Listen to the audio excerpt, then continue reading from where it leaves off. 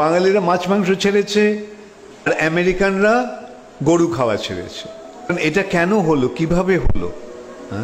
শিল প্রভুপাদের শিক্ষার মাধ্যমে। তাই শিল প্রভুপাদ বলছেন যে অহিংসার পথ তখনই অবলম্বন করা যায় যখন পরমহংস আচার্যের পদাঙ্ক অনুসরণ করা হয়।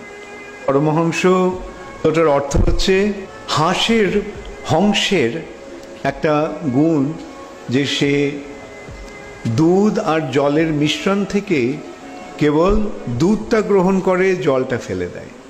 হংসের একটা গুণ। এখন বৈষ্ণবেরা কিরকম? বৈষ্ণবেরা এই জড়জগৎটা যদিও চিন্ময় এবং জড়ের সমন্বয়, এই সমন্বয় থেকে তারা জড়টাকে বাদ দিয়ে তারা চিন্ময়টাকে গ্রহণ করে, চেতনটাকে গ্রহণ করে।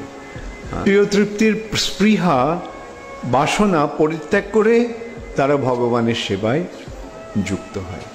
তাই জন্য বৈশুদ্ধ বৈষ্ণবদের বলা হয় পরমহংস। এই পরমহংস বৈষ্ণব আচার্যের অনুসরণ করা, পারমহংসয়া। তাহলে আমরা দেখতে পাচ্ছি যে পারমার্থিক পথে অগ্রসর হতে হলে সদ্গুরুর আশ্রয়, বৈষ্ণব আচার্যের আশ্রয় গ্রহণ করা অবশ্য কর্তব্য।